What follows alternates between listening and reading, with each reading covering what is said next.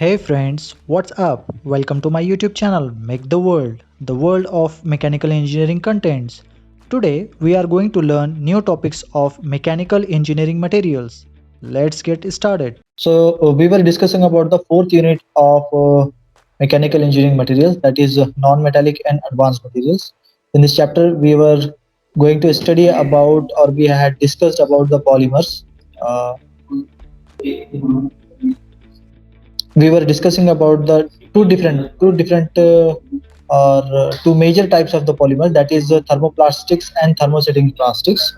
So specifically, if we talk about the thermoplastics are those plastics which can be recycled, which can be reshaped number of times, but the quality may get retarded.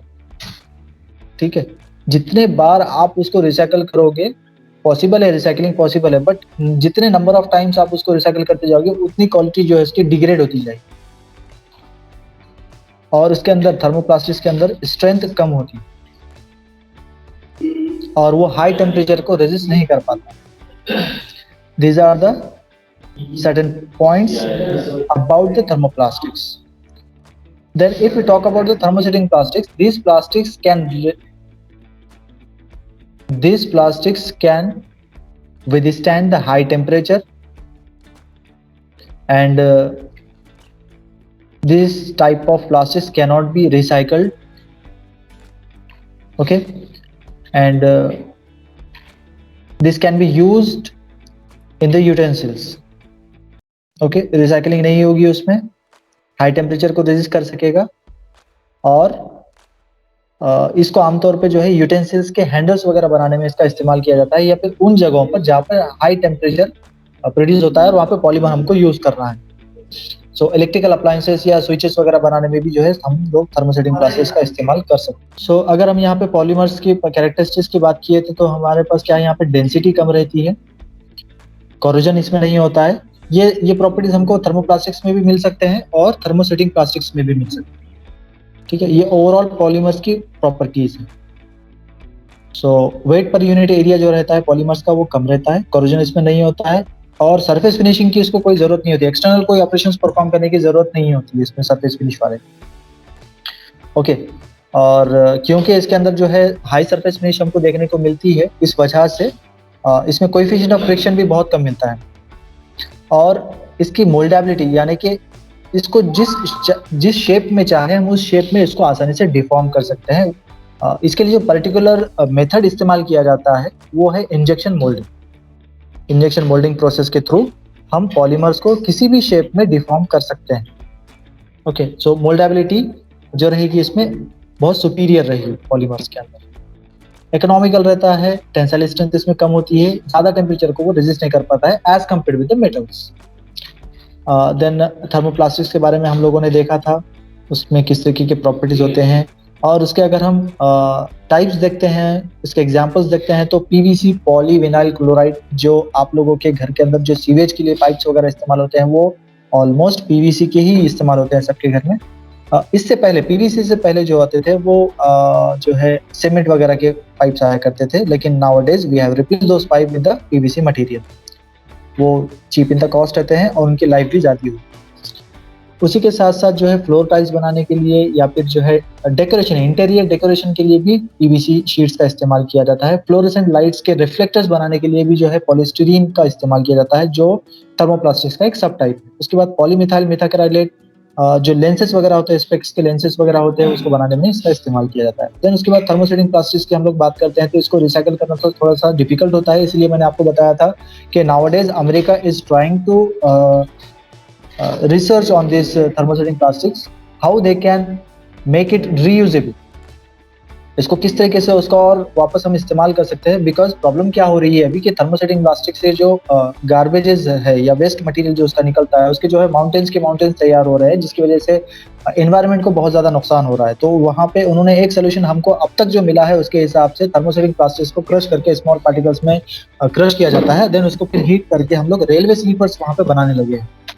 ठीक है, railway slippers भी मैंने आप लोगों को last lecture में बता दिया था किस तरीके से होता है. जो रेलवे ट्रैक के नीचे लगाए जाते हैं तो पहले वो लकड़ी के बना करते थे, उसके बाद मेटल्स के बना करते थे, उसके बाद जो है आरसीसी के बना करते थे, बट नाउ डेज पॉलीमर्स के वहाँ पे स्पेसिफिकली थर्मोसेटिंग प्रोसेस का वहाँ पे इस्तेमाल करके जो है बनाया जा रहा है। देन उसके बाद उसकी प्रॉपर्टीज की बात करते हैं हम लोग, तो प्रॉपर्टीज या एप्लीकेशंस यहाँ पे देखेंगे तो स्ट्रेचिंग, श्रिंकिंग वगैरह यहाँ पे कम रहती है, केमिकली इनर्ट होता है मोस्ट ऑफ द सॉल्यूशंस के साथ, इसी के साथ साथ जो है एब्रेजन वहाँ पे नहीं रहेगा, सरफेस फिनिश थोड़ी सी अच्छी रहेगी वहाँ पे, तो अगेन जो है उसके ऊपर कोई सरफेस फिनिशिंग ऑपरेशन परफॉर्म करने की जरूरत नहीं होती है। देन कहाँ पे इस्तेमाल होता है, अपैरल बनाने के अंदर, क्लोथिंग के अंदर, होम फर्निश के अंदर इस्तेमाल होता है, कारपेट्स बनाने में, कर्टन्स बनाने में, ड्राइपरीज बनाने में, शीट्स बनाने में, पिलो केसेस बनाने में, वॉल कवरिंग्स बनाने में, ये सारी जगहों पे इसका इस्तेमाल होता है। इन शॉर्ट जो है बहुत सारी जगहों पे ये इसको nowadays we are using the polymers in most of the applications. As of now we are entering into the polymeric era and we are leaving from the iron age and entering into the polymer age. That is why we are getting surrounded with the polymeric materials. तो इसलिए जो है आपको बहुत सारी जो चीजें आसपास की है वो पॉलीमर से बनी हुई नजर आती है, ये दिखाई देती है। अब इसी के साथ साथ और कहाँ पे यूज होता है, होसेस बनाने में, पावर बिल्डिंग बनाने में, रोप्स बनाने में, नेट्स बनाने में, थ्रेड्स बनाने में, टायर के कॉर्ड्स बनाने के अंदर, और सेल्स बनाने में, फ्लॉपी डिस्क लाइनर्स बनाने के अंदर, फाइबर फिल जो है बनाने के अंदर, ये हम लोग थर्मोसेटिंग प्रोसेस का इस्तेमाल करते हैं। नेक्स्ट अभी जो है नेक्स्ट जो टाइप है वो है हमारा रबर्स। रबर्स का ही दूसरा नाम है इलास्टोमर्स। अब ये कौन से टाइप का रबर, रबर में भी दो टाइप्स आते हैं, एक नेचुरल रबर होता है और एक साइंटिफिक रबर होता है, या फिर आर्टिफिशियल जिसको बोलते हैं हम लोग, जिसको हम आर्टिफिशियल मेथड्स के थ्रू बनाते हैं। तो अब यहाँ पे जो रबर का टाइप हम लोग पढ़ने जा रहे हैं वो है साइंटिफिक रबर या फिर आर्टिफिशियल रबर, जिसको हम लोग साइंटिफिक लेबोरेटरीज के अंदर आर्टिफिशियली तैयार कर रहे हैं। इसका दूसरा नाम है इलास्टोमर्स। किस तरीके की प्रॉपर्टीज होती है इसके अंदर, it is elastic, because of this property a rubber band can be stretched to 9 to 10 times its original length. मतलब 9 से 10 गुना ज्यादा तक आप उसको क्या कर सकते हैं, स्ट्रेच आउट कर सकते हैं। उसके ओरिजिनल साइज, मान लीजिए उसका जो ओरिजिनल लेंथ था वो 1 सेंटीमीटर का था, but we can stretch it up to the 9 centimetres और 10 सेंटीमीटर, मतलब 9 से 10 गुना ज्यादा तक हम उसको क्या कर रहे हैं, एलोंगेट कर सक रहे हैं या स्ट्रेच कर सक रहे हैं। उसी के साथ साथ ये स्ट्रॉन्ग होता है, टफ होता है, ठीक है। उसी के साथ साथ क्या होता है, it is highly impermeable to both water and impermeable to both water and air, bad conductor of heat and electricity। और उसी के साथ साथ जितने केमिकल्स होते हैं, एसिड्स होते हैं, पेट्रोलियम प्रोडक्ट्स होते हैं, उन सब को उनके साथ केमिकली इनर्ट रहेगा, उनके साथ कोई केमिकल रिएक्शन उसका नहीं होगा, तो ये बैरल्स वगैरह बनाने में करने में जो है इसका इस्तेमाल किया जा सकता है। देन उसके बाद इसके अंदर लिक्विड्स और गैसेस को स्टोर करके रखा जा सकता है इन कंटेनर्स के अंदर, जो इलास्टोमर्स की मदद से बने हुए हैं। एब्रेजन रेजिस्टेंट होते हैं ये, ठीक है। और इनके जो टेम्परेचर की रेंज है वो 7 डिग्री सेंटीग्रेड से लेकर 150 डिग्री सेंटीग्रेड तक की टेम्परेचर को वो रेजिस्ट कर पाते हैं, सस्टेन कर पाते हैं। तो ये बहुत बड़ी रेंज है, 7 डिग्री सेंटीग्रेड से लेकर 150 डिग्री सेंटीग्रेड। और उसी के साथ साथ ये फ्लेम रिटार्डेंट होते हैं, इसी वजह से इसको केमिकल्स और पेट्रोलियम प्रोडक्ट्स को स्टोर करके रखने के लिए इसका इस्तेमाल किया जाता है इलास्टोमर का। ये देखिए कहाँ कहाँ पे इस्तेमाल होता है, इसके एप्लीकेशंस के बारे में देखते हैं। अभी तो हमने इसके प्रॉपर्टीज के बारे में देखा। तो गैस्केट्स बनाने में, गैस्केटिंग किसको बोलते हैं, अगर आपने नोटिस किया होगा आपके घर के अंदर रेफ्रिजरेटर होता है, जिसको आमतौर पर फ्रिज कहा जाता है नॉन टेक्निकली, तो उस रेफ्रिजरेटर के डोर के ऊपर अगर आप लोगों ने नोटिस किया होगा, एक रबर का, ब्लैक कलर के रबर का जो है ना एक पार्ट लगा हुआ होता है। वो पार्ट क्या है, that part is nothing but the gasket. अब उस गैस्केट का क्या फंक्शन है, उस गैस्केट का ये फंक्शन है कि अंदर का जो एटमॉस्फेरिक कंडीशंस है, रेफ्रिजरेटर के अंदर वाली जो कंडीशंस हैं, उन कंडीशंस को या फिर उस एयर को, रेफ्रिजरेटर के अंदर वाली एयर को एटमॉस्फेरिक एयर के कांटेक्ट में ना आने देना, या फिर एटमॉस्फेरिक एयर को अंदर न जाने देना और अंदर वाली एयर को बाहर ना आने देना। ये दोनों चीजों के लिए जो है वहाँ पे गैस्केट का इस्तेमाल किया जाता है। इसी तरीके की सेम गैस्केट्स आपको जो है 4 व्हीलर के, कार्स वगैरह के डोर में भी नजर आती है, ठीक है। 4 व्हीलर वगैरह जो होती है उसके डोर्स के अंदर भी आपको गैस्केट, रबर का एक जो है लाइनर कहते हैं हम लोग उसको, या फिर जो है गैस्केट, अभी नॉन टेक्निकल लैंग्वेज में उसको लाइनर कहा जाता है, मैकेनिक लोग जो होते हैं ना उसको लाइनर कहते हैं, बट यहाँ पर जो इसका टेक्निकल नेम है वो है गैस्केट। तो the main function of this gasket is to make a barrier और टू डिस्टिंग्विश और to separate the two regions. अब 4 व्हीलर में क्या प्रॉब्लम है, 4 व्हीलर में हम लोग क्या करते हैं, विंटर सीजन अगर रहेगा तो हम लोग हीटर वगैरह इस्तेमाल करेंगे, अगर समर सीजन रहेगा तो एयर कंडीशनर इस्तेमाल करेंगे।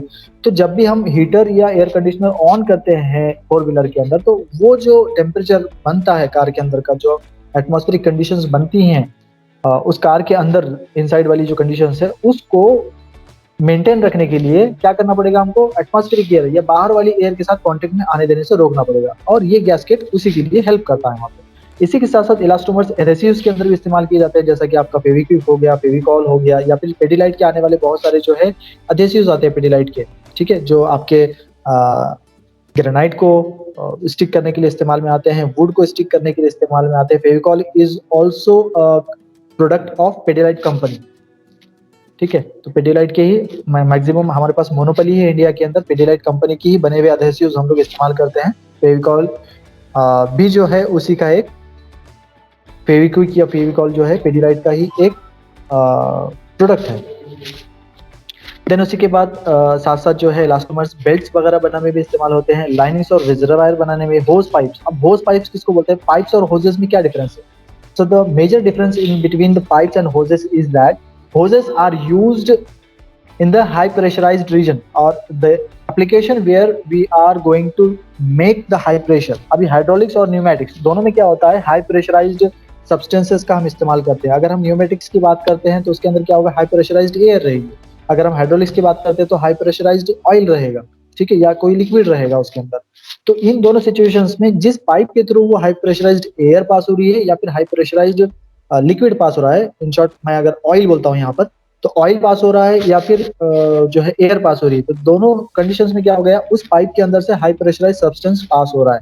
तो उसको अभी क्या करना है, वहाँ पे उसको सस्टेन करना है। तो उसके लिए क्या किया जाता है वहाँ पर, जिस तरीके से अगर आप लोगों ने फोर व्हीलर का टायर देखा होगा, कटा हुआ टायर देखा होगा, तो आपको वहाँ पे आयरन का एक मेश नजर आया होगा। या फिर अगर आप लोगों ने आपके गैस सिलेंडर के अंदर जो पाइप देखा होगा, जो गैस सिलेंडर को गैस स्टोव के साथ कनेक्ट करता है, चूल्हे के साथ कनेक्ट करता है, उस पाइप को अगर बीच से अगर आप काट के देखेंगे तो उसके अंदर भी आपको एक आयरन का मेश नजर आता है। उसी तरीके से होजेस के अंदर भी क्या होता है, पॉलीमरिक लेयर्स के अंदर जो है एक जो है मेटल का मेश लगाया जाता है, ताकि उसकी जो है हाई प्रेशर को वो सस्टेन कर सके, ठीक है।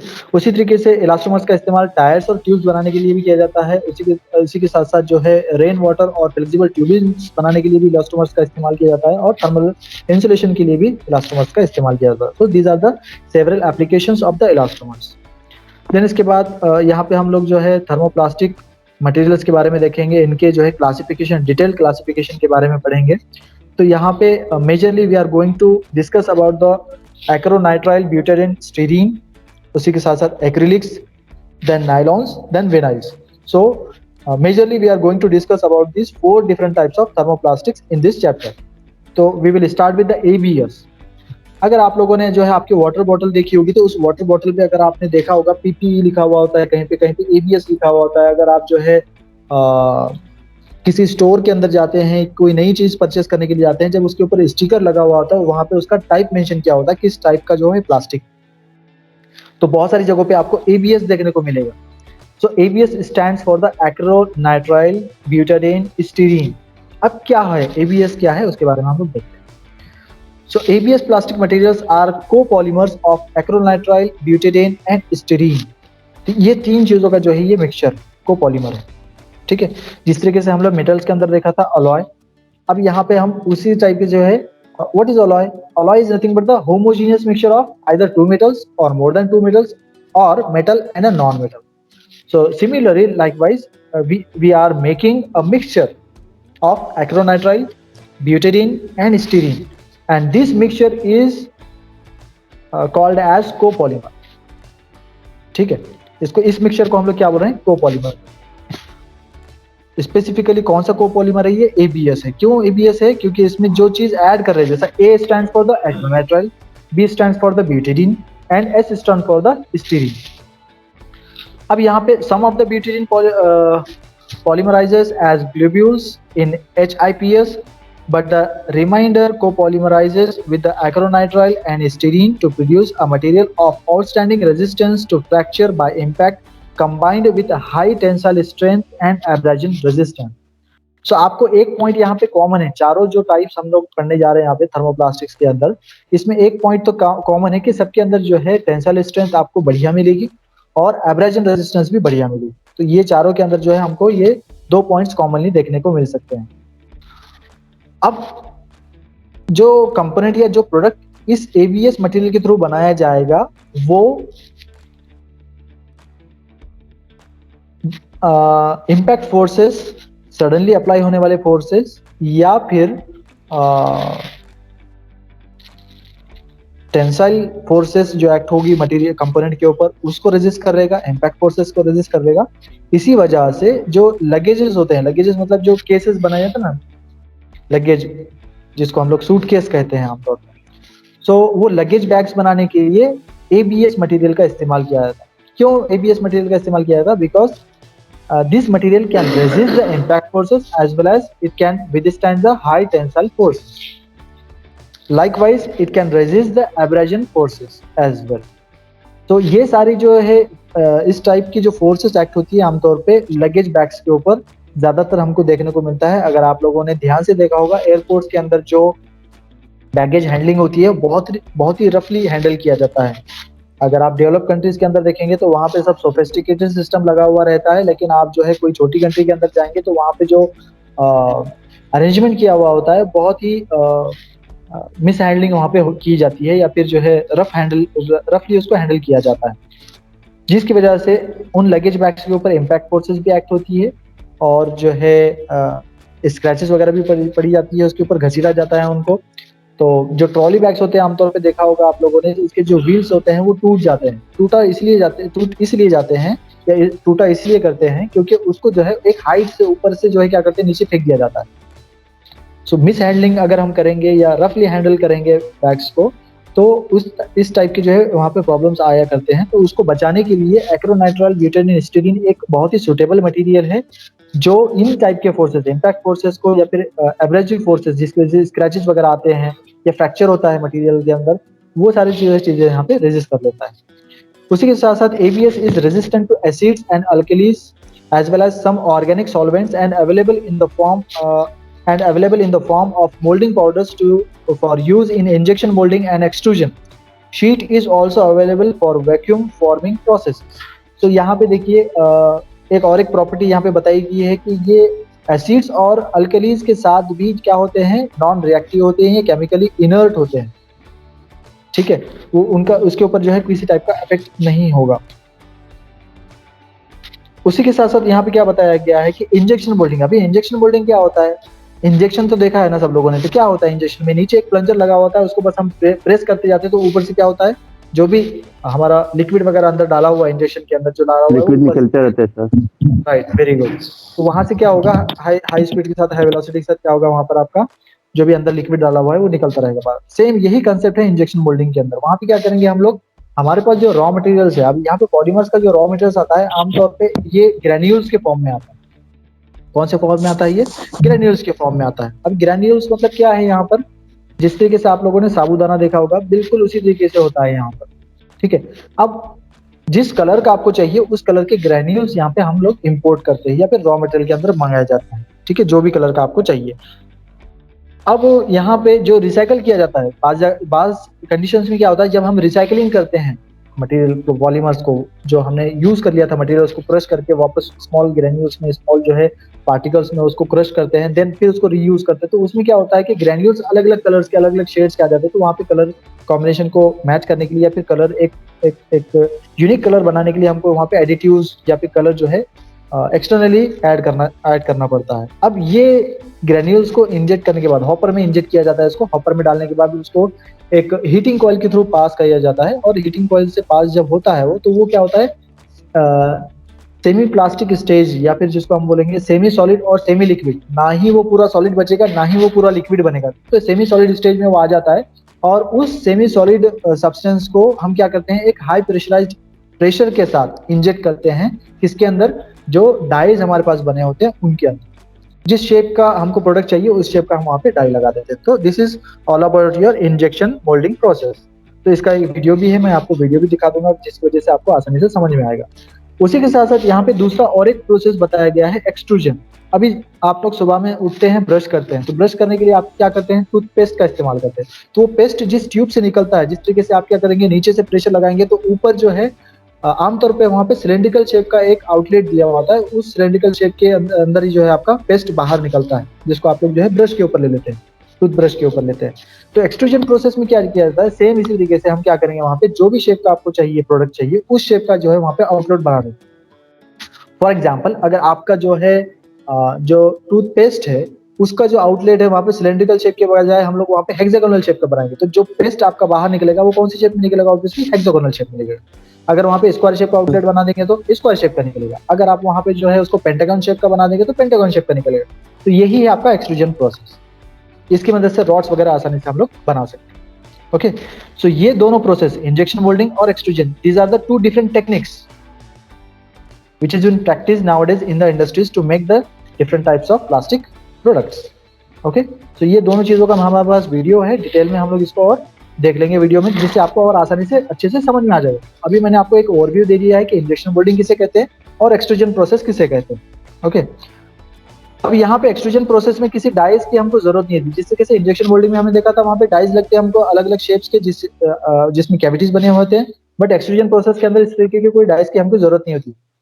बट यहाँ पे एक्सट्रूजन प्रोसेस में भी एक डिफिकल्टी है कि हम वहाँ पे लिमिटेड शेप के ही प्रोडक्ट बना सकते हैं। वहाँ पे हम इंट्रिकेट शेप्स या फिर डिफिकल्ट शेप का कोई अगर हमको प्रोडक्ट बनाना होगा तो वो नहीं बन सकता। एक्सट्रूजन प्रोसेस में आमतौर पे हम क्या कर सकते हैं, वहाँ पे रॉड्स वगैरह बनाने हैं, सिलेंड्रिकल या फिर जो है स्ट्रेट पार्ट्स अगर हमको बनाने हैं तो वो हमको सिंपल पार्ट्स या फिर सिंपल ज्योमेट्रिकल शेप के प्रोडक्ट्स हम यहाँ पे बना सकते हैं। इंट्रिकेटेड शेप या कॉम्प्लिकेटेड शेप्स के प्रोडक्ट्स यहाँ पे बनाना डिफिकल्ट हो जाता है। देन एप्लीकेशंस की अगर हम बात करते हैं, कहाँ पे इस्तेमाल होता है ABS? So ABS are used in the automobile industries where glass fiber reinforced plastics are used for panel work. ठीक है, ABS के शीट्स वगैरह बनाए जाते हैं। देन उसी के साथ साथ ABS and PP can be chromium plated when used in radiator grills and similar components. Chrome in favor of more sober is used so that now everything from car bumpers to hi-fi and TV cabinets and cameras are black. Carbon black is much cheaper than increasingly expensive chromium. So ABS जो होता है natural, इसका जो colour है वो black colour का होता है। ओके, तो जैसा कि मैंने आप लोगों को यहाँ पे एक डैशबोर्ड का इमेज दिखाया था, फिर से दिखा देता हूँ। ये जो एग्जांपल हमने देखा था यहाँ पे, ये पॉलीमर, मैंने आपको सिर्फ क्या बताया था, we have replaced this Sunmica wood और वुड विथ पॉलीमर। तो अब यहाँ पे स्पेसिफिकली कौन सा पॉलीमर है, यहाँ पे अगर डैशबोर्ड पूरा का पूरा देखेंगे आपको तो ये ABS है। ठीक है, कौन सा मटेरियल है ये? ABS। Okay, ABS। अब ABS का जो नेचुरल कलर होता है या बाय डिफॉल्ट जिस कलर में पाया जाता है वो है ब्लैक कलर। अगर आप चाहते हो इसके ऊपर जो है सिल्वर कलर का जो है कोटिंग देना चाहते हो तो वहाँ पे हम क्रोमियम भी ऐड कर सकते हैं, बट ये थोड़ा सा एक्सपेंसिव हो जाता है। अगर वहाँ पे हम क्रोमियम प्लेटिंग करने की कोशिश करते हैं that is also possible, but it will become quite expensive process, जिसकी वजह से जो प्रोडक्ट रहेगा हमारा वो बहुत, उसकी जो कॉस्ट रहेगा वो हाई हो जाएगा। अब ABS और कहाँ पे इस्तेमाल हो रहा है? ग्लास फाइबर्स बनाने के लिए इस्तेमाल हो रहा है। ठीक है, ग्लास फाइबर्स बनाने के लिए भी इसका इस्तेमाल किया जाता है। देन दूसरा जो टॉपिक है हमारा थर्मोप्लास्टिक्स का वो है एक्रिलिक्स। एक्रिलिक्स का ही दूसरा नाम है पॉलीमिथाइल मेथाक्राइलेट या फिर इसको PMMA के नाम से भी जाना जाता है। These are polymers of methyl methacrylate having trade name Perspex। अब हम दुकान पर जाकर अगर बोलेंगे, शॉपकीपर को जाकर बोलेंगे कि हमको जो है एक्रिलिक्स चाहिए या फिर पॉलीमिथाइल मेथाक्राइलेट चाहिए तो या फिर PMMA चाहिए, तो वो नहीं समझेगा। उसको क्या कहना पड़ेगा हमको? उसे हमको कहना पड़ेगा हमें परस्पेक्स चाहिए, तो उसको समझ में आएगा। Perspex is a trade name of polymethyl methacrylate और PMMA। Then PMMA is manufactured by addition polymerization of methyl methacrylate in presence of pre-oxide catalyst. It can be casted or extruded easily as well as injection molded। तो यहाँ पे जो है बताया गया है कि PMMA को कौन से प्रोसेसेस के अंदर इस्तेमाल किया जा सकता है। सो इसको अगेन जैसा हमने ABS के बारे में देखा था, तो ABS और PMMA दोनों भी जो है एक्सट्रूजन के लिए भी सूटेबल है और इंजेक्शन मोल्डिंग के लिए भी सूटेबल है। दोनों में से चाहे आप कोई भी मेथड यहाँ पे अडॉप्ट कर लो, दोनों के लिए ये अच्छे से काम करेगा। देन यहाँ पे प्रॉपर्टीज या फिर कैरेक्टरिस्टिक्स की बात करते हैं हम PMMA के। यहाँ पे it is hard, rigid and transparent, it possesses high impact strength. तो ऑलमोस्ट जो है ABS जैसे ही प्रॉपर्टीज है इसके अंदर। और एक चीज का यहाँ पे डिफरेंस, अभी डिफरेंस क्या है कि ABS जो था वो पेट्रोकेमिकल प्रोडक्ट के साथ नॉन रिएक्टिव था, जबकि PMMA या फिर पॉलीमिथाइल मीथाक्राइलेट जो है, ये एसीटोन और पेट्रोलियम प्रोडक्ट्स के साथ रिएक्टिव होता है, या इसका डिस्ट्रक्शन होगा अगर ये एसीटोन या फिर पेट्रोलियम प्रोडक्ट्स के साथ कांटेक्ट में आता है तो। ये एक मेजर डिफरेंस है ABS में और PMMA में। देन नेक्स्ट प्रॉपर्टी क्या है PMMA की? It is transparent with excellent clarity and high index of refraction. उसके साथ साथ it is light in weight and tough but easily scratched. तो यहाँ पे देखिए इसकी जो टफनेस है थोड़ी सी कम, स्क्रैच या फिर जो है जिसको क्या बोलेंगे हम लोग, स्क्रैच रेजिस्टेंट जिससे कहते हैं हम लोग, तो स्क्रैच रेजिस्टिव प्रॉपर्टी इसकी वीक है। लाइट इन वेट है, थोड़ा सा हल्का रहेगा, और इसी के साथ साथ एब्रेजन रेजिस्टेंस भी इसका कम है यहाँ पर, और ये थोड़ा सा सॉफ्ट होता है, और लो टेम्परेचर के ऊपर ही जो है इसके ऊपर जो है डिफॉर्मेशन इसका स्टार्ट हो जाएगा, यानी कि ये हाई टेम्परेचर को रेजिस्ट नहीं कर पाता। और ये एक अच्छा इलेक्ट्रिकल इंसुलेटर है। इंसुलेटर किसे कहते हैं? एक होता है कंडक्टर, एक होता है सेमीकंडक्टर, और एक होता है इंसुलेटर। इंसुलेटर मतलब जिसके अंदर से बिल्कुल भी हीट और इलेक्ट्रिसिटी पास नहीं होगी। तो ये क्या है? हाई टेम्परेचर को रेजिस्ट नहीं कर पा रहा है, और इसके अंदर से इलेक्ट्रिसिटी तो बिल्कुल ही पास नहीं होती है। कहाँ पे इस्तेमाल होता है ये PMMA? सैनिटरी वेयर्स बनाने में, प्लम्बिंग एप्लीकेशंस जिसको हम लोग कहते हैं, सैनिटरी वेयर्स बनाने के अंदर, फाइबर ऑप्टिक्स के अंदर। फाइबर ऑप्टिक्स किसे कहते हैं? अभी जो आपके ब्रॉडबैंड आता है ना घर के अंदर, वाईफाई अगर किसी के घर में कनेक्शन दे रखा है, तो जो केबल आया है उसके अंदर अगर हम देखेंगे तो फाइबर लगा होता है, तो फाइबर ऑप्टिक्स बनाने के लिए इसका इस्तेमाल हो रहा है। कॉन्टैक्ट लेंसेज, जो स्पेक्स वगैरह जो लोग चश्मे पहनते हैं, तो कॉन्टैक्ट लेंसेज बनाने के लिए भी इसका इस्तेमाल होता है। सैनिटरी वेयर के अंदर कौन सी जगहों पे इस्तेमाल होता है? सिंक्स और बाथ्स बनाने के लिए इस्तेमाल होता है। रूफ लाइट्स और डोम्स बनाने के लिए इसका इस्तेमाल होता है। डिस्प्ले साइंस बनाने के लिए इसका इस्तेमाल होता है। हॉस्पिटल इक्विपमेंट्स बनाने के लिए इस्तेमाल होता है। एयरक्राफ्ट लाइट फिक्चर्स बनाने के लिए इसका इस्तेमाल होता है। So these are the different applications of the PMMA और पॉलीमिथाक्राइलेट। देन नेक्स्ट जो टाइप है हमारा वो है नायलॉन और या फिर पॉलिस्टर्स, जिसे पॉलीअमाइड के नाम से भी जाना जाता है। अब ये तो कॉमनली नोन है सबको, नायलॉन्स के रोप्स वगैरह आप लोगों ने देखे ही होंगे। पॉलिस्टर्स भी हमको देखने को मिलता है, कपड़े वगैरह जो है पॉलिस्टर्स के आते हैं, कपड़ों के अंदर, क्लोथ के अंदर भी इसको इस्तेमाल किया जाता है। ठीक है, तो ये एकदम क्या बोलेंगे इसको, हम इसको देख भी सकते हैं और इसको यूज भी करते हैं। So the general name of linear polyamides is nylon. It is produced by series of condensation reactions between an amine and organic acids. कैसे बनाया जाता है इसको? अमाइंस और ऑर्गेनिक एसिड्स के कंडेंसेशन रिएक्शन की मदद से इसको बनाया जाता है, और कंडेंसेशन पॉलीमराइजेशन का प्रोसेस इसके ऊपर परफॉर्म किया जाता है। हेक्साइथिलीन, डायअमाइन एंड एडिपिक एसिड्स के बीच में पॉलीमराइजेशन रिएक्शन करवाए। और इसके अंदर सब टाइप्स कई सारे हैं, नायलॉन 6, नायलॉन 11, नायलॉन 10, इस तरीके की जो है इसके सब टाइप्स हैं। नायलॉन क्या है अभी यहाँ पर किस तरीके से नजर आता है? नायलॉन के रोप अगर आप लोगों ने देखे होंगे तो आपको पता ही होगा, नहीं देखे हैं तो मैं यहाँ बता देता हूँ आपको। इस तरीके के रोप्स आते हैं, ये रोप्स अभी आप लोगों ने देखे ही हैं, सब लोगों ने ऑलमोस्ट देखे ही होगी, क्योंकि बहुत कॉमन है हमारे पास।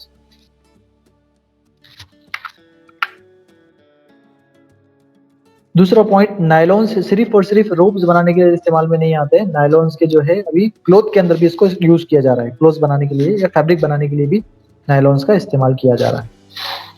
इस टाइप से, इस टाइप का जो है वाटर के बबल्स आ रहे हैं, इसको कुछ नहीं करना है डायरेक्टली, हाँ इसको बिल्कुल क्या करना है, डायरेक्टली आपको सोयल इन कर देना है, निकल लेना है इसको बिल्कुल। तब ये भी क्या है, पॉलीमर ही है ना, और इसको हमारा जो स्टमक है डाइजेस्ट कर लेता है, ये हमारे लिए जो है हार्मफुल नहीं है। ठीक है, वाटर यू कैन ईट। तो इस तरीके से कुछ टाइप्स हैं जिसको जो है, जो ह्यूमंस के लिए हजार्डस नहीं है, हार्मफुल नहीं है, जिसको हम लोग डाइजेस्ट कर सकते हैं। और अभी हमारे स्टमक के अंदर कैसे डाइजेस्ट हो गया वो, क्योंकि हमारे एसिड्स, हमारे स्टमक के अंदर कुछ एक एसिड्स ऐसे हैं जो इसके साथ क्या करते हैं, रिएक्शन करते हैं, उसको क्या करते हैं, बिल्कुल डाइजेस्ट करते हैं। तो सर ये यूज क्यों नहीं किया जाता सर? किया जा रहा है, इसके ऊपर वर्क चालू है अभी, और ये सक्सेसफुल हो चुका है, इसका रिजल्ट पॉजिटिव आया है। अभी इंडिया हमारा थोड़ा सा क्या है, पीछे रहता है ना, हाँ डेवलप्ड कंट्रीज के अंदर आ चुका है। We are in the developing stage right now, तो हमको उस स्टेज तक पहुंचने के लिए थोड़ा सा टाइम लगेगा। अभी देखो यहाँ पे दो कंपैरिजन दिए हुए हैं, एक में वाटर बॉटल्स दिया हुआ है, एक में जो है एडिबल वाटर बबल्स दिए हुए हैं।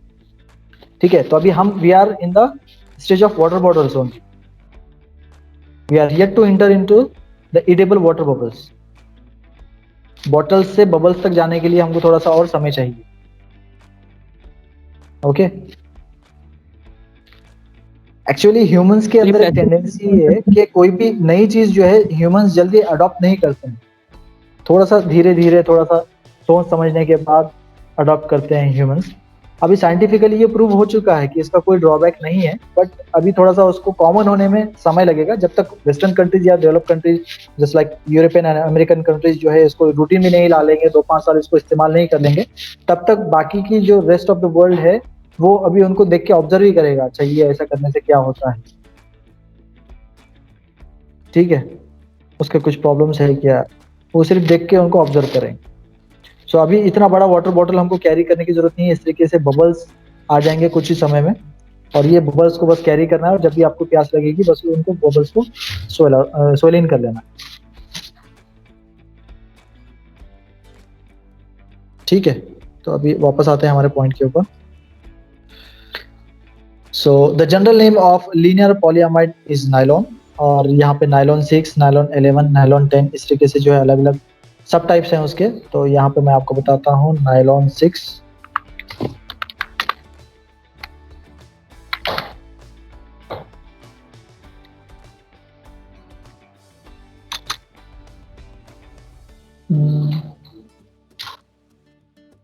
देखो इस तरीके से जो है ये जैकेट्स वगैरह बनाने में, ये सारी चीजें बनाने में इसका इस्तेमाल होता है, रोप्स बनाने में होता है, अभी गियर्स बनाने में भी हो रहा है, देखो पुलिस बनाने में भी हो रहा है, रेन कोट्स जो आते हैं रेन कोट्स बनाने में भी होता है, बैग्स बनाने के लिए भी होता है, क्लिप्स बनाने के लिए भी होता है, नट और बोल्ट प्लास्टिक के जो प्लेइंग टॉयज आते हैं चिल्ड्रंस के, उनके अंदर जो लगने वाले नट और बोल्ट्स हैं वो बनाने के लिए भी होता है, स्ट्रिंग्स बनाने के लिए भी होता है, धागा जो आता है ना वो बनाने के लिए भी होता है। तो बहुत सारी जगहों पे जो है नायलॉन का इस्तेमाल करते हैं हम लोग, और एक अच्छा रिजल्ट भी है उसका। इसके प्रॉपर्टीज की बात करते हैं हम। So all nylon possesses good abrasion resistance, they are tough and strong but flexible too. ठीक है, उसी के साथ साथ इम्पैक्ट रेजिस्टेंस को भी सह सकते हैं, वो रेजिस्ट कर सकते हैं वो, और they absorb water which causes reduction in strength and impact properties. So यहाँ पे जो है तुम्हारा आंसर है, देखो पानी की वजह से जिसको नुकसान पहुंचता है, ऐसा पॉलीमर जिसको पानी से नुकसान पहुंचता है, तो वो क्या है, नायलॉन है। आप सिर्फ नायलॉन ही है ऐसा नहीं है, नायलॉन के अलावा दूसरे मटेरियल्स भी हैं, उनमें से नायलॉन भी एक है जो जिसकी वजह से रिटार्डेशन होगा, इसके अंदर क्या होगा, यहाँ पे लॉस होगा, उसकी जो स्ट्रेंथ है वो रिड्यूस होती जाएगी। सो नायलॉन क्या करता है, वाटर को एब्जॉर्ब कर लेता है, जिसकी वजह से यहाँ पर स्ट्रेंथ और इम्पैक्ट जो फोर्स रेजिस्ट करने की कैपेबिलिटी है नायलॉन की वो कम होती जाएगी। सडनली कम नहीं होगी, धीरे धीरे कम होगी। तो जिन लोगों के टेरेस के ऊपर नायलॉन की रोप बांधी हुई है क्लोथ्स को सुखाने के लिए, तो 2 साल के बाद 3 साल के बाद अगर आप देखोगे तो नायलॉन क्या होगा, वहां पे वीक होने लगेगा, या कुछ जगह से वो टूट भी जाएगा, या उसके जो स्ट्रिंग्स है एक आध दो स्ट्रिंग कहीं से टूटने लगेंगे। तो वैसे क्यों हो रहा है, क्यों टूट रहे हैं, क्यों वीक हो रहा है वो जबकि पॉलीमर्स के बारे में हम तो देखते हैं कि वो जो है डिकम्पोज नहीं होता है आसानी से। नायलॉन को अगर वाटर के कांटेक्ट में लाएंगे तो नायलॉन क्या करेगा, वाटर को सोक कर लेगा अपने अंदर, एब्जॉर्ब कर लेगा, और एब्जॉर्ब करने की वजह से उसके अंदर क्या होगा, केमिकल रिएक्शन होगा, और उस केमिकल रिएक्शन की वजह से नायलॉन की जो स्ट्रेंथ है डे बाय डे वीक होती जाएगी, और एक समय ऐसा आएगा कि वो बीच में से कहीं से टूट जाएगा, इतना ज्यादा वीक हो जाएगा कि वो बिल्कुल ब्रेक ही हो जाएगा। और ऑब्वियसली जब हमने उसको बांधा है नायलॉन की रोप को कपड़े सुखाने के लिए, तो वहां पे गीले कपड़े ही डालेंगे हम लोग, वेट क्लोथ्स ही डालेंगे उसके ऊपर ऑब्वियसली। सो ऑब्वियसली उसको वाटर के साथ कांटेक्ट में तो आना ही है, जिसकी वजह से उसकी जो स्ट्रेंथ है वो रिड्यूस होती ही जाएगी। बट इसका जो रेट है, जिस रेट से या जिस स्पीड से उसकी स्ट्रेंथ रिड्यूस होती है वो बहुत ही स्लो होती है। इस वजह से ऐसा कोई अल्टरनेट ऑप्शन अभी तक हमको नहीं मिला है जो नायलॉन के कंपैरेटिवली अच्छे सुपीरियर प्रॉपर्टी का। इस वजह से बावजूद इसके कि इसके अंदर एक डिसएडवांटेज है, हम उसको यूज कर रहे हैं। नायलॉन का जो रेट होता है बहुत सस्ता होता है या कम होता है, चीप होता है।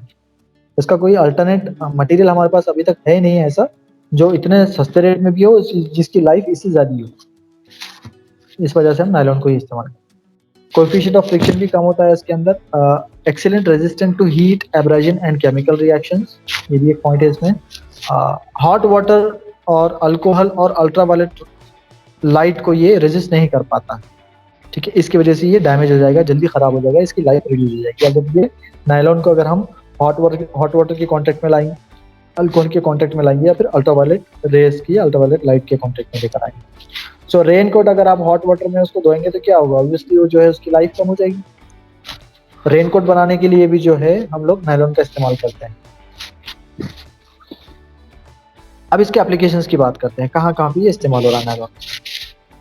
फाइबर्स और यार्न्स बनाने के लिए इस्तेमाल हो रहा है, बियरिंग्स बनाने में, गियर्स बनाने में, ड्रॉर स्लाइड्स, मशीन स्लाइड्स बनाने के अंदर, क्लोथिंग के अंदर, रोप के अंदर, ब्रश के ब्रिसल्स बनाने के अंदर। जैसा हमने टूथब्रश का एग्जांपल देखा था, तो उस ब्रश के अंदर टूथब्रश के जो ब्रिसल्स होते हैं, वो ब्रिसल्स बनाने के लिए भी नायलॉन का इस्तेमाल किया जाता है। इलेक्ट्रिकल इक्विपमेंट बनाने में, बॉटल्स बनाने के अंदर भी जो है इसका इस्तेमाल किया जाता है। पिकनिक यूटेंसिल्स, मतलब यूज एंड थ्रो वाले जो यूटेंसिल्स आते हैं ना, पिकनिक यूटेंसिल्स, वो बनाने के लिए भी जो है नायलॉन का यहाँ पे इस्तेमाल किया जाता है। टॉयज बनाने के लिए भी किया जाता है। अगर मैं आपको सिंप्लीफाइड वे में ये इमेज बता दूं, तो इस इमेज में सब चीज आपको देखने को मिलेगी। इसके अंदर रेनकोट भी है, बैग भी है, गियर भी है, पुली भी है, बियरिंग भी है, नट बोल्ट भी है, और यार्न और स्ट्रिंग्स भी है, जिसको हम लोग धागा कहते हैं, नायलॉन का धागा। जो अगर किसी को शौक है फिशिंग करने का, तो इस तरीके का जो है वहां पर यार्न या स्ट्रिंग का इस्तेमाल किया जाता है। देन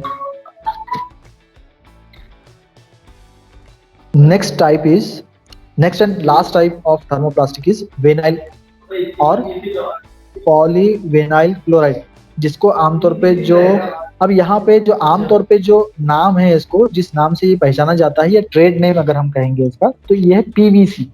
अगर आप किसी भी सैनिटरी वेयर की दुकान पर जाएंगे या हार्डवेयर की दुकान पर जाएंगे और उसे कहेंगे मुझे पीवीसी पाइप चाहिए, तो वो समझ जाएगा कि आप क्या देने वाले हैं। तो इसका ट्रेड नेम जो है पीवीसी है, और इसका केमिकल नेम है, या फिर इसका जो फुल फॉर्म है वो है पॉलीविनाइल क्लोराइड, या फिर इसको इन शॉर्ट विनाइल्स भी कहा जाता है। So vinyl chlorides are formed from hydrochloride acid, limestone, and natural gas or coal.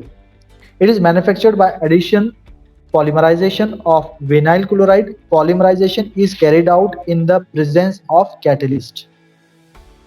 यहाँ पे जो इसके जो मेन इंग्रेडिएंट्स हैं वो क्या है, हाइड्रोक्लोराइड एसिड, लाइमस्टोन और नेचुरल गैस और कोल।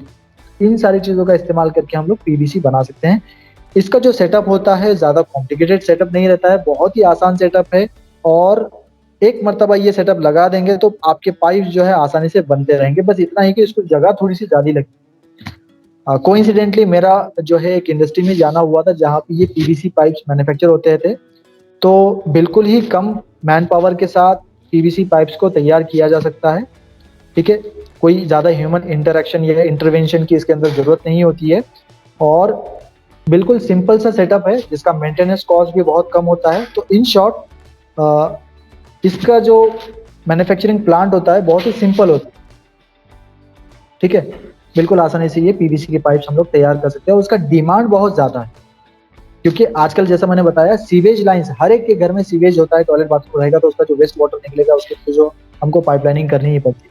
और इन 99.99% और मैं अगर कहूँ कि 100% घर के अंदर पीवीसी पाइप्स का ही इस्तेमाल होता है सीवेज के लाइंस के लिए, तो I would not be wrong, okay.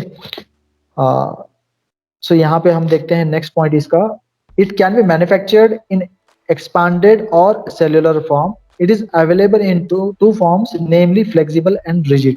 अब यहाँ पे अब यहाँ पे जो है ना, जो पीवीसी के पाइप्स आते हैं वो उसके अंदर कलर कोडिंग होती है। एक फ्लेक्सिबल वाला होता है, एक रिजिड वाला होता है।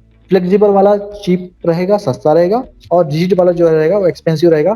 फ्लेक्सिबल वाले की लाइफ और रिजिड वाले की लाइफ, फ्लेक्सिबल की लाइफ कैसी रहेगी, यहाँ पे थोड़ी सी समवट ज़्यादा रहेगी, रिजिड वाली की लाइफ कैसी रहेगी, थोड़ी सी कम रहेगी, ठीक है। फ्लेक्सिबल की लाइफ ज़्यादा क्यों रहेगी, बिकॉज अगर कोई फोर्स उसके ऊपर एक्ट करता रहेगा तो क्या करेगा, वो अपने आप को थोड़ा सा बेंड कर लेगा, थोड़ा सा डिफ्लेक्ट कर लेगा, और वापस अपने ओरिजिनल पोजीशन पे आ जाएगा, और ब्रेक नहीं होगा। फ्लेक्सिबल रहेगा तो ऑब्वियसली वो क्या होगा, ब्रेक नहीं होगा, फ्रैक्चर नहीं होगा आसानी से। रिजिड रहेगा, हार्ड रहेगा तो ब्रेक होने के चांसेस होते हैं उसके, ठीक है। सो फ्लेक्सिबल पाइप्स एक्सपेंसिव रहेंगे और रिजिड पाइप्स कैसे रहेंगे, चीप रहेंगे। इनको अलग अलग कलर कोड्स के साथ रिप्रेजेंट किया जाता है, मैं वो भी बता देता हूँ आपको। यस, सो आमतौर पे देखो यहाँ पे इस इमेज में हमको दोनों चीजें मिली, बस इतना ही सेटअप है। ये जितनी मशीन नजर आ रही है ना आपको, इतना ही सेटअप है बस। इसी सेटअप की मदद से आप वो पूरा का पूरा पाइप तैयार कर सकते हो। ये वाला पाइप जो आपको ये यहाँ पे नजर आ रहा है, ग्रे कलर वाला पाइप, ठीक है। बस इतने से ही मशीन से जो है आप इसको बना लोगे, इतना ही सेटअप लगता है उसको। ये हॉपर है, इस हॉपर में रॉ मटेरियल डालेंगे हम लोग। यहाँ पे हीटिंग कॉइल लगी हुई है जो इसको सेमी प्लास्टिक स्टेज में लेकर आएंगे, या फिर सेमी लिक्विड स्टेज या सेमी सॉलिड स्टेज जिसे कहेंगे हम लोग। ना पूरा सॉलिड है ना पूरा लिक्विड है, वो स्टेज तक लेके जाएंगे। फिर यहाँ पे जो है, यहाँ पे इंजेक्टर लगा हुआ है, यहाँ पे इंजेक्टर की मदद से यहाँ पे डाइज लगी हुई, कैविटी लगी हुई है पाइप के शेप की, बस उसमें उसको इंजेक्ट किया जाएगा हाई प्रेशर के साथ, और यहाँ से जो है कूल डाउन होगी पाइप आपका यहाँ से बाहर हो गया काम खत्म। इतना सिंपल सेटअप होता है। अब ये जो है, ये ग्रे कलर क्या रिप्रेजेंट कर रहा है, ये रिजिड पाइप्स बनते हैं, ठीक है। ये लो क्वालिटी पाइप्स हैं। वही अगर हम देखते हैं इस तरीके से कलरफुल पाइप्स, ऑरेंज कलर के आमतौर पे देखने को मिलते हैं यहाँ पे। ये ऑरेंज कलर के पाइप्स जो हैं, ये कलरफुल जो पाइप्स हैं, ये फ्लेक्सिबल रहेंगे और इनकी लाइफ भी जाती है और ये एक्सपेंसिव भी होता है। अभी अगर आप लोगों के घर में नोटिस किया होगा, जो सीपीवीसी और यूपीवीसी पाइप्स कहा जाता है। अब सीपीवीसी और यूपीवीसी में क्या डिफरेंस है? सीपीवीसी मतलब ये जो है ना क्रीम कलर वाले, और यूपीवीसी मतलब आपके ये व्हाइट कलर वाले। अब ये क्रीम कलर और व्हाइट कलर का क्या फंडा है? अगर आप यहाँ पे ध्यान से देख रहे हो, अटेंटिवली अगर आप इसको ऑब्जर्व कर रहे हो, तो दोनों में सेम ही टाइप के जो है कंपोनेंट्स आपको नजर आ रहे हैं, बस खाली कलर का डिफरेंस। ऑलमोस्ट सेम साइजेस के सेम जो है शेप्स के पाइप्स यहाँ पे है। एल्बोज मान लो आप उसको, कपलर्स मान लो आप उसको, टी जॉइंट्स मान लो आप उसको, वॉल्स देख लो वहां पर, यूनियंस देख लो वहां पर, एल्बोज देख लो, सारी चीजें जो है यहाँ पर है, बट कलर अलग अलग है। So the cream color pipes are used for hot water and white color pipes are used for the cold water or normal water. So अगर overhead वाटर हीटर लगा हुआ है टेरेस के ऊपर, जैसा for example solar water heater किसी के पास लगा हुआ है, तो उन जगहों पे हमको क्या करना पड़ेगा, सीपीवीसी पाइप्स का इस्तेमाल करना पड़ेगा। ये क्रीम वाले, ये पाइप्स के अंदर खास बात ये है, ये इनकी प्रॉपर्टी ये है कि ये हाई टेम्परेचर को आसानी से रेजिस्ट करते हैं। जबकि व्हाइट कलर वाले पाइप जो हैं, जिसको हम यूपीवीसी पाइप्स बोलते हैं, वो हाई टेम्परेचर को सस्टेन नहीं कर सकते हैं, उनकी लाइफ थोड़ी सी कम रहेगी। Okay, this is the major difference between CVC and UPVC pipes.